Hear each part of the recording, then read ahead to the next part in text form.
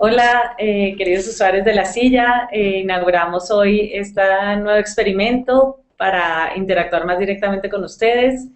Espero en este espacio resolver las preguntas de los estudiantes que nos escriben preguntando temas sobre periodismo, de los usuarios que plantean polémicas para La Silla Vacía y bueno, tener un espacio de conversación directa con ustedes aprovechando esta tecnología.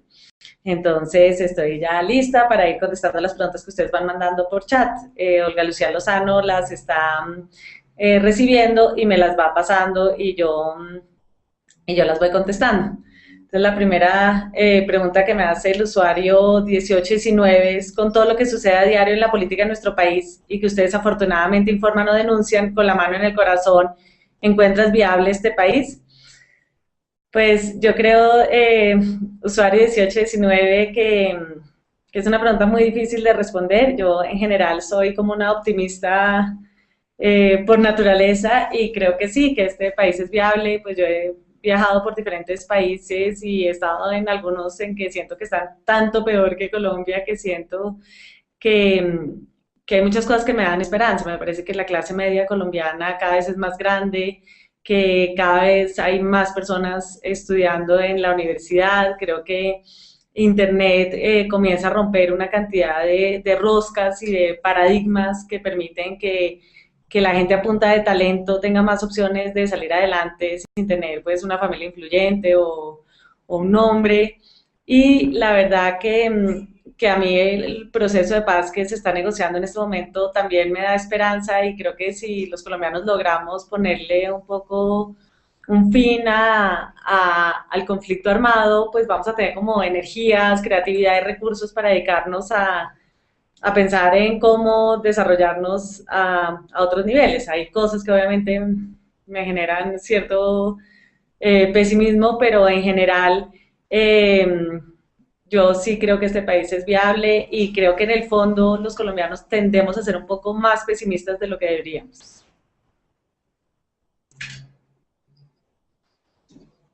El usuario de la revista Perspectiva.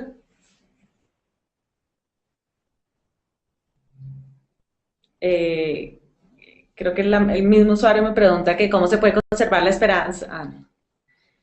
La revista Perspectiva pregunta si interpretamos este nuevo espacio como una manifestación de lo importante que son los usuarios para La Silla, que si considero que todos los medios de comunicación deberían actuar de esta manera. Bueno, pues es difícil uno ponerse a decir cómo deberían ser los demás medios de comunicación. Pues creo que en La Silla hacemos todo lo que nos parece que los medios de comunicación, o que un medio de comunicación como nosotros deberíamos hacer. Yo lo que sí pienso es que para La Silla los usuarios están en el centro de La Silla Vacía. O sea, no hay nada que nos parezca más importante que esta relación con los usuarios, y en esa medida abrir espacios de comunicación directa pues es algo que la tecnología lo permite. Ya están las herramientas gratuitas para hacerlo, y creo que en general es muy importante para los usuarios sentir que del otro lado pues La Silla no está vacía, que hay alguien que les está resolviendo sus dudas, resolviendo las quejas, y que de alguna manera respondemos por lo que hacemos y reconocemos cuando nos equivocamos y tratamos de incorporar las sugerencias de ustedes para hacerlo mejor. Entonces, sí, creo que es algo que es importante romper como con esa relación vertical que tradicionalmente han tenido los medios con sus usuarios. Eh, Armando Lugo pregunta sobre cuál es a qué libre expresión nos referimos nosotros. Pues en general yo siento que la libertad de expresión yo la definiría como la posibilidad de escribir y decir lo que piensas de una manera responsable. Obviamente que no es sentarse y decir yo creo que la gente es un ladrón y porque estoy haciendo uso de mi libertad de expresión. Creo que obviamente la libertad viene con una responsabilidad, pero creo que tener la posibilidad de contar las cosas tal cual como son es parte de la libertad de expresión, que no siempre aquí en Colombia se tiene, o no siempre, aunque se tenga, se ejerce. El lema de La Silla Vacía siempre ha sido que contamos todo lo que sabemos y sabemos todo lo que contamos, o por lo menos intentamos hacerlo. Y yo creo que en eso consiste la libertad de expresión, que no te la pases autocensurando y pensando que si dices esto te va a pasar algo, o tu mamá va a perder el puesto, o o vas a terminar como totalmente marginado socialmente, como sucede en algunas regiones de Colombia. eh, cómo blindar los medios de comunicación para que no sean utilizados para fines personales o familiares o personas con intereses turbios. Bueno, pues a mí me parece que eso no es tan difícil, creo que depende si uno es el dueño del medio y para qué quiere el medio. Me parece que si uno quiere el medio para poner a circular libremente información en la sociedad y para poder contar las historias que uno cree que se deben contar, pues uno de entrada ya está blindado frente a esos intereses. Creo que toca, me parece que hay que tener muy claro que tener un medio de comunicación no es como tener un negocio cualquiera, creo que hay una responsabilidad muy grande eh, y que los medios se convierten en un patrimonio de sus usuarios y uno tiene que ser consciente de eso y que por eso no puede hacer lo que haría pues si vendiera panes. Katy Porto, hola Katy, me pregunta si creo que le conviene al país que Santos sea reelecto. Katy, yo creo que depende mucho del proceso de paz. O sea, yo pienso que cualquier acuerdo al que se llegue al proceso de paz va a requerir varios años para ser ejecutado y creo que en esa medida me parece que tener una continuidad en esos acuerdos y en poder cumplir creo que es importante para este país, pero creo que solo depende si el proceso de paz tiene un futuro o no tiene un futuro. En general, me parece a veces que 4 años pueden ser muchos si el presidente es muy malo o pueden ser muy pocos si el presidente es bueno. Yo creo que toca ver también si este gobierno demuestra que tiene alguna capacidad de ejecución durante este año. Me parece que a pesar de que a mí personalmente me parece que los proyectos como el de la reforma de las regalías, la ley de víctimas, han sido unos proyectos absolutamente fundamentales y muy importantes para este país. Me parece que yo quisiera ver que son capaces de llevarlos a la práctica y creo que de ver eso dependerá realmente mi respuesta sobre si creo que conviene o no su reelección. Tatiana Luján, hola Tatiana, pregunta, ¿por qué se aburrieron del derecho los abogados que trabajan aquí? Bueno, pues voy a contestar por mí misma. Yo realmente estudié Derecho, pero con la idea desde un principio que yo quería ser periodista y que pensaba que el Derecho era como la carrera que mejor me iba a preparar para poder abordar estos temas como gruesos de este país. Entonces, nunca tuve demasiado tiempo para aburrirme porque casi que desde que me gradué me fui a estudiar periodismo y me dediqué fue al periodismo. El día que tomé la decisión de que no quería ser abogada fue un día que yo estaba defendiendo un caso de una sucesión y me di cuenta que le estaba gritando o no gritando, pero que estábamos como peleando por unas cucharitas de plata con el otro abogado y como que dije, "Uy, no, yo no quiero ver la vida a través de los problemas jurídicos y lo que yo quiero es contar historias. Me parece que Juan Esteban Lewin, que también es abogado,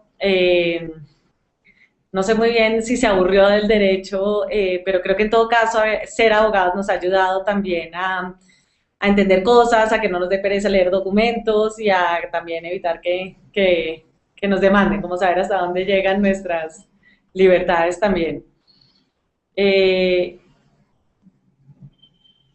Javier Gómez me dice cómo hacer que el periodismo en Colombia no sea de estómago y que las opiniones de los periodistas no estén condicionadas por la contratación de la pauta que realiza el medio. Sí, Javier, yo creo que eso que tú planteas es uno de los problemas más grandes. La FLIP, la Fundación para la Libertad de Prensa, hizo un estudio buenísimo mostrando cómo la pauta se convertía en una de las mayores restricciones a la libertad de prensa, sobre todo en las regiones donde, bueno, claro que aquí en Bogotá también grandes periodistas terminan cobrando comisiones por la pauta, pero creo que en las regiones es aún más precario porque tienes que pagarte tu sueldo con la pauta y los que pautan normalmente es el alcalde o el político más poderoso. Entonces creo que así sí es muy difícil ser independiente si tú temes que decir cualquier cosa va a implicar que ese mes no lleva sueldo a la casa. Yo siempre he pensado si en esas condiciones no es mejor dedicarse a otra cosa, a otra cosa que no sea el periodismo, porque si tú no puedes contar la verdad en el periodismo, pues no tiene mucho sentido ser periodista desde mi punto de vista. Aldebarán me pregunta si creo que la silla vacía logra el equilibrio entre extremos del espectro ideológico. Puede considerarse que la silla como medio tiene una cierta tendencia política, más allá de los comunes ideales de transparencia política, no corrupción.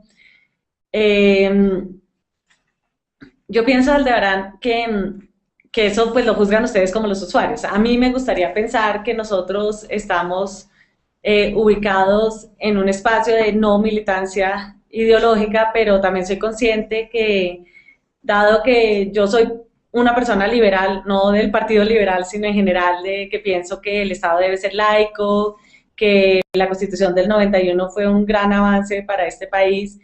Yo siento que los artículos nuestros terminan teniendo esa orientación y sí hay unos temas en donde yo siento que claramente tenemos una posición ideológica como la despenalización del aborto, en esos casos extremos, abordar el tema de las drogas desde una perspectiva no solamente represiva. En general, yo soy bastante reacia a la cárcel, o sea, que todo sea solucionable con cárcel.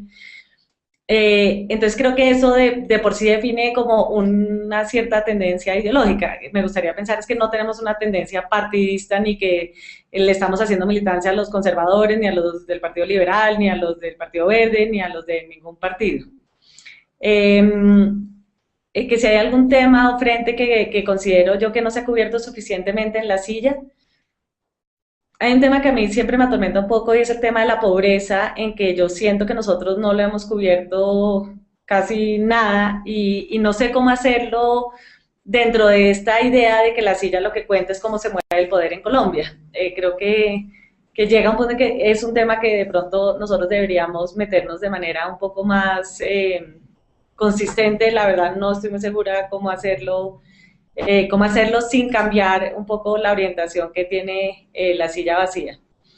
Eh, y si hay alguna forma de fomentar y mejorar el debate más allá del espacio de los comentarios, pues nosotros intentamos crear estos círculos que la idea era que a partir de ahí los usuarios pudieran discutir entre sí alrededor de temas. Yo creo que no hemos terminado de descifrar muy bien cómo hacer eso. Creo que lo de los círculos realmente no ha funcionado hasta el momento. Esperamos, ahorita estamos trabajando en un rediseño de la página que sale en marzo, en donde esperamos que a través de unos hilos temáticos realmente esos círculos de discusión puedan funcionar mucho mejor.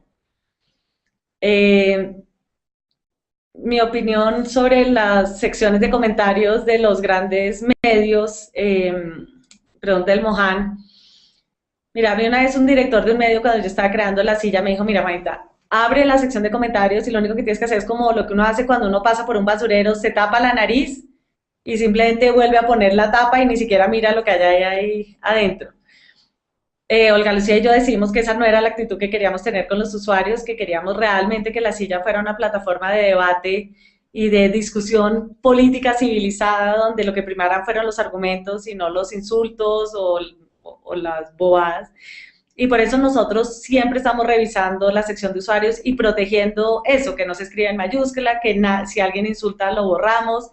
Y lo que a mí me ha impresionado es que en los 4 años de historia que llevamos en la silla, hemos tenido que bloquear máximo unos 15 usuarios. Porque la gente se comporta. A mí me gusta siempre decir que es como cuando los colombianos van a Disney World y no botan un papel, hacen cola. El mismo que en la décima bota el papel y se atraviesa por donde no toca, pero creo que los espacios definen mucho tus comportamientos y nosotros por eso hemos querido que el espacio de la silla se mantenga como un espacio realmente interesante, productivo y divertido. Rubén Darío López, hola Rubén, me pregunta si la silla no ha pensado en promover un debate sobre lo poco ético y moral que termina siendo el permitir que empresas y particulares financien las campañas políticas. En la práctica se ha demostrado que ese matrimonio termina jugando a favor de los intereses particulares. Sí, yo creo que el tema de la financiación de las campañas es la pregunta del millón. Yo creo que nosotros tendemos a incluso desde la silla a veces como a estigmatizar totalmente a los donantes de las campañas, pero obviamente en una democracia es fundamental que pueda haber donaciones si toda la financiación no es pública. Yo personalmente soy más partidaria de una financiación pública porque yo sí creo que a través de la financiación se comienzan a crear una cantidad de intereses creados que hace que muy difícil que después los elegidos no tengan que devolver esos favores y yo sí sería partidaria de una financiación que fuera totalmente pública, lo cual abarataría totalmente las campañas y evitaría como ese matrimonio entre los contratistas y los políticos que creo que es una de las cosas más nefastas de esta democracia.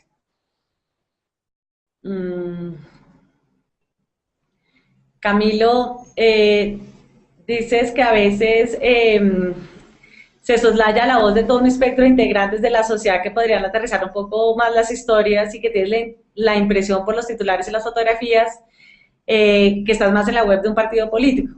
A lo mejor si cuentan la cantidad de veces que titulan con el apellido del presidente de sus ministros, podrían incluir un poco más de creatividad y podrían refrescar mucho la página. Bueno, pues recibimos tu crítica con humildad y la tendremos en cuenta. Realmente hay una cosa que tiene el periodismo que es súper difícil y es que casi siempre tienes como que contar las historias a partir de personajes. Si uno cuenta las historias a partir de temas abstractos, nadie lo lee. Y si los personajes que tú utilizas son absolutamente desconocidos para el público, también hace que esas historias no las lea nadie. Entonces, por eso nosotros tratamos de casi siempre aterrizar los temas a través de los personajes públicos y así contar las historias más en profundidad. Pero obviamente que si la impresión que damos es que somos una página web de un partido político, pues algo estamos haciendo mal y tenemos que repensarlo y pues tu comentario está muy bienvenido y lo tendremos en cuenta. Hayward pregunta, ¿alguna pista acerca de los proyectos nuevos para seguir experimentando en el campo de la financiación de la silla vacía? Bueno, el tema de la financiación siempre es un tema en el que nosotros estamos pensando porque aunque tenemos la financiación de estos proyectos de cooperación internacional, somos conscientes de que esos proyectos tienden a acabarse después digamos, en el quinto año y ya vamos en el cuarto.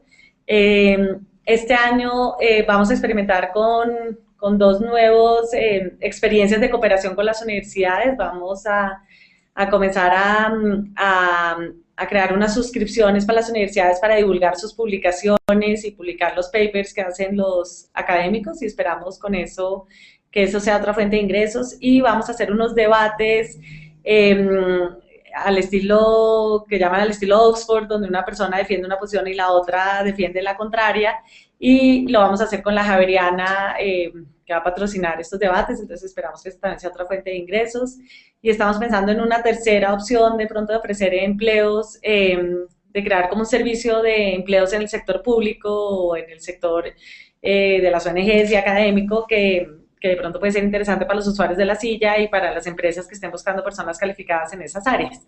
Ese sí lo estamos explorando todavía y bueno, como todo en la silla es un experimento, ahí veremos cómo nos van saliendo estos y si no funcionan pues intentaremos otras cosas y este año vamos a volver a hacer la campaña de los super amigos, la vamos a hacer hacia octubre una sola vez y bueno, esperamos que nos vaya tan bien como la vez pasada. María Antonia Pardo me dice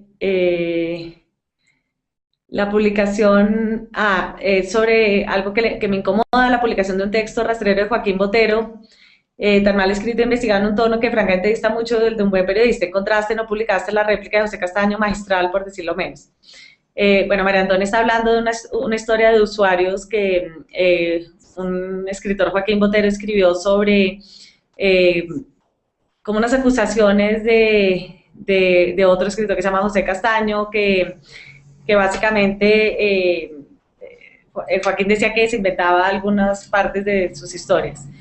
Y María Antonia, la razón por la cual yo le dije a José que yo le publicaba la réplica si hacía mención explícitamente a lo que estaba diciendo Joaquín, que no era cierto.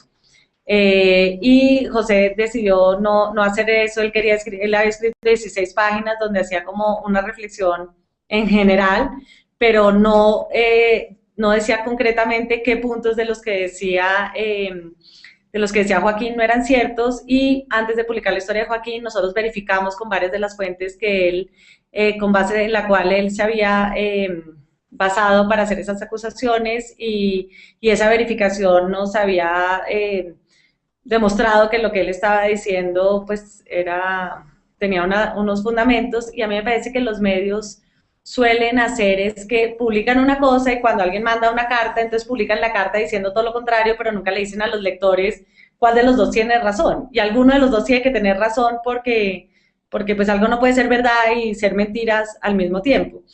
Y a mí me parece que los medios en eso tratan como de quedar bien con todo el mundo menos con los lectores y yo creo que parte de la responsabilidad de la silla es decir esto es cierto y esto pues no tiene fundamento. Y pues eso fue lo que yo le expliqué a José y le dije, si puedes decir concretamente qué de lo que él está diciendo no es cierto, pues lo podemos publicar. Esa es la explicación. La estrella Ronnie dice que la silla vacía ha documentado el auge y caída de muchos políticos del país. Para mí, ¿cuál fue mi mayor decepción y sorpresa? ¿Cuál fue mejor de lo que pensé?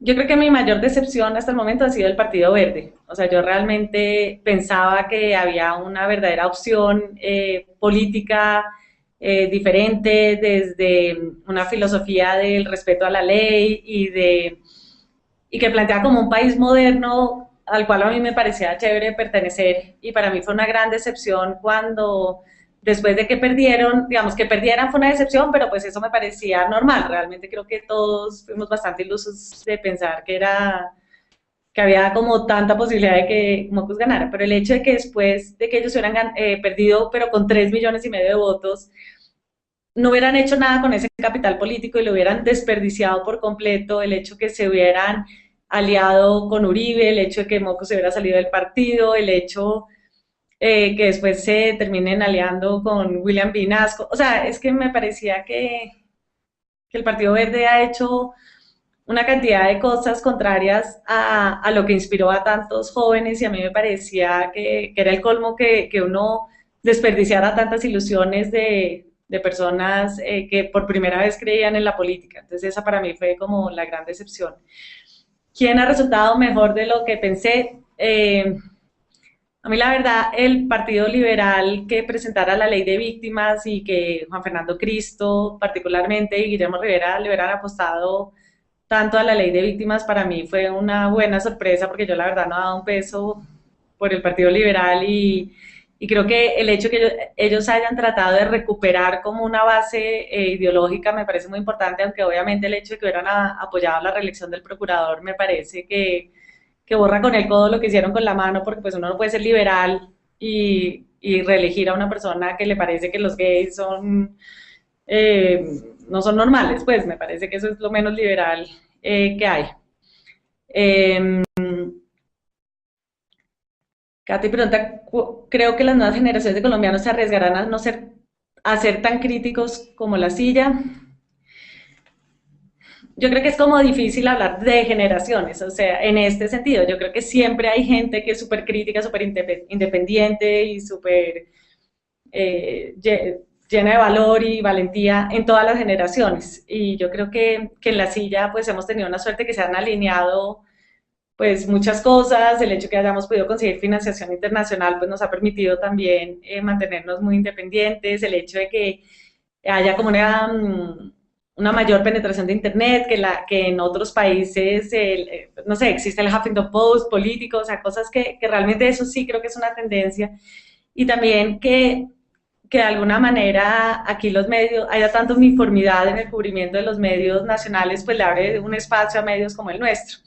Pero yo sí creo que los nuevos periodistas pues están mirando a hacer experimentos independientes, porque el periodismo tradicional pues ya está demasiado agotado, y los jóvenes pues tienen que buscar nuevas formas creativas de hacer lo que les gusta.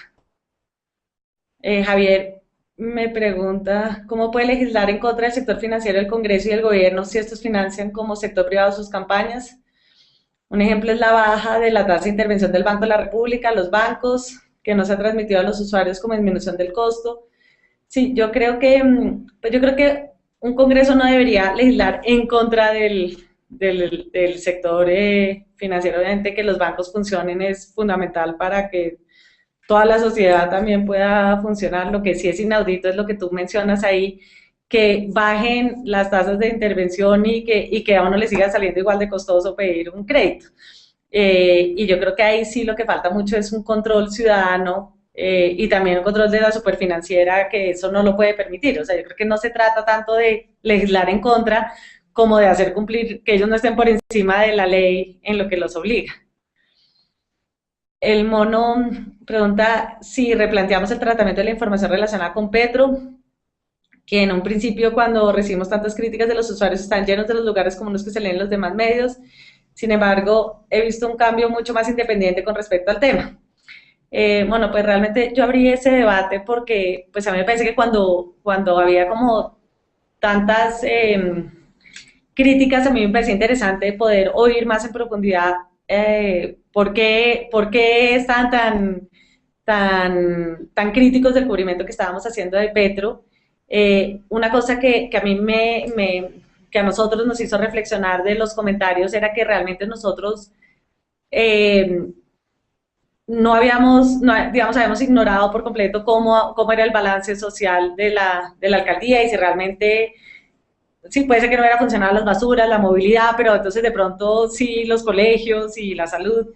Y Laura pues se puso a investigar ese tema y pues sacamos esa historia y estamos tratando como de abrir un poco más el foco sobre Bogotá, pero pues claramente no vamos a dejar de ser críticos de la administración, como no vamos a dejar de ser críticos de la administración de Santos, porque creemos que realmente pues esta administración también debe estar sujeta a control. Ahora, creo que también los usuarios han comenzado como a entender que no es una cosa de persecución, sino también de que ese es el papel que hacemos los periodistas.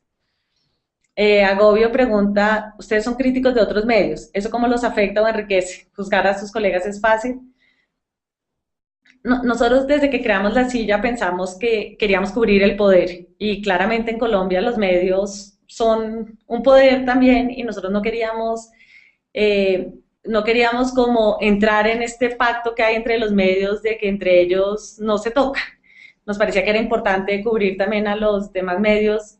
De todo lo que hemos cubierto, a mí me ha parecido que eso es lo más difícil, pues primero porque aprecio muchísimo a otros periodistas, segundo porque en general me parece que es muy difícil ponerse uno como, me parece que puede ser leído como que uno se siente superior o que uno sí lo hace todo bien y ellos mal, y creo que muchos periodistas lo han entendido así y eso nos ha generado como, pues que no nos quieran tanto muchos periodistas, y yo creo que nosotros tenemos que encontrar un equilibrio entre poder cubrir a los medios sin que quede la sensación de que nosotros pensamos que nosotros sí lo hacemos bien y ellos mal, porque pues eso no es lo que sentimos.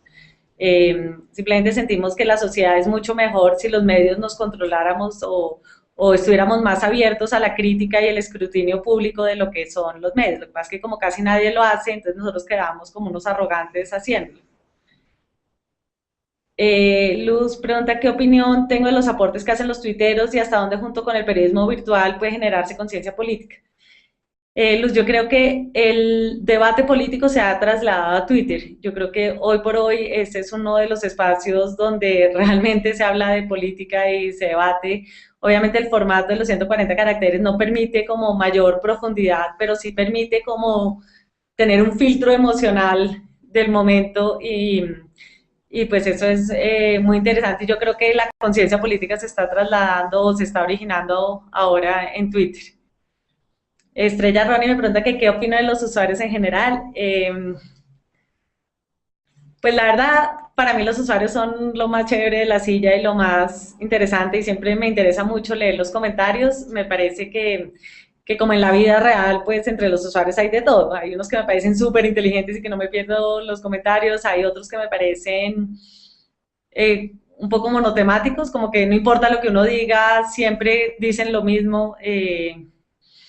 Y hay unos que me parece como que llegó, pues será que no, eso no fue lo que nosotros, o no creo que fue lo que nosotros dijimos, y hay otros que me sorprende porque yo creo que en la era del Internet los usuarios se convierten realmente en los editores de las historias, son los que le cuentan a uno el ángulo que uno no vio, el conflicto de interés que uno puede tener, el error de ortografía que uno cometió, entonces pues, yo nunca escribo una historia sin entrar a los 15 minutos a ver cuál es el primer comentario, porque ese primero casi siempre es como el que se da cuenta que uno cometió algún error o que le faltó información y para nosotros eso es muy importante.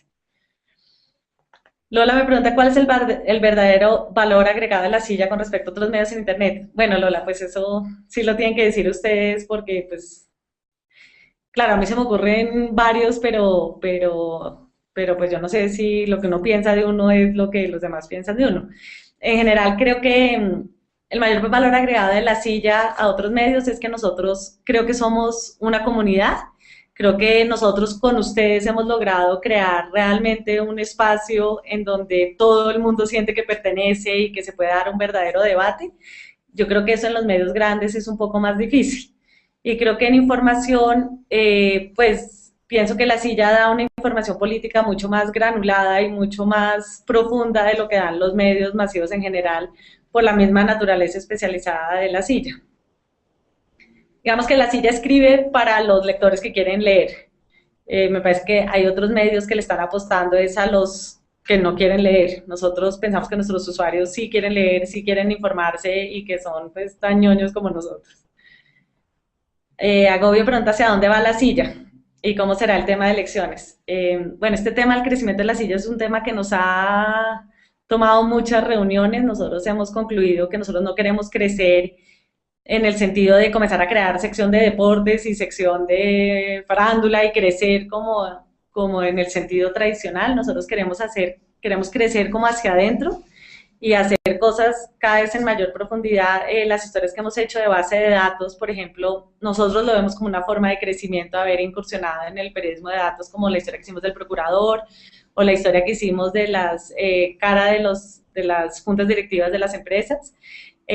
Ahora vamos a crear el rediseño, estamos haciendo un rediseño de la silla que sale en marzo y que, bueno, no quiero anticipar cómo va a ser, pero ahí hay muchos cambios. Vamos a comenzar a actualizar los confidenciales de Queridos Diarios, los vamos a actualizar por arriba, entonces la página va a cambiar 5 veces al día. Y en el tema de elecciones vamos a tener corresponsales en cada una de las regiones, con lo cual esperamos que el cubrimiento regional sea mucho más detallado. Y vamos a seguir haciendo muchas más cosas de base de datos y de visualizaciones gráficas. Queremos incursionar mucho más en el tema gráfico. Nos encantaría poder hacer muchos más videos, pero no creo que tengamos la capacidad para hacerlo porque es costosísimo y como los temas que cubrimos son como el detrás de cámaras, casi nunca la gente quiere hablar on the record ni salir y es un tema que no es tan visual.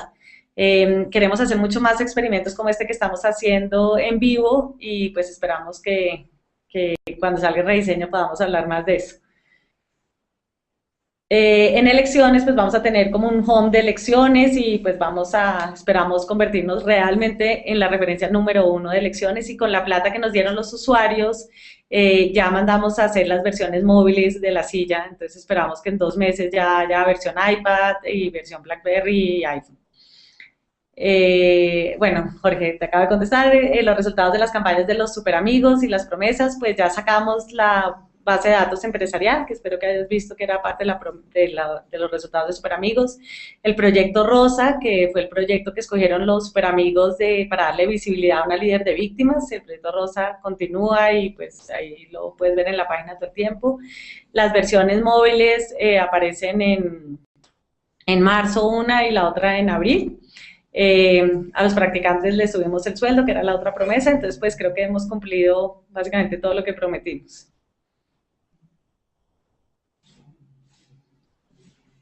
Bueno, se acabó este tiempo y pues de pronto, pues si la cosa vemos que tuvo éxito, lo haremos el próximo viernes otra vez o en 15 días. Ya les estaremos avisando y muchas gracias por acompañarnos.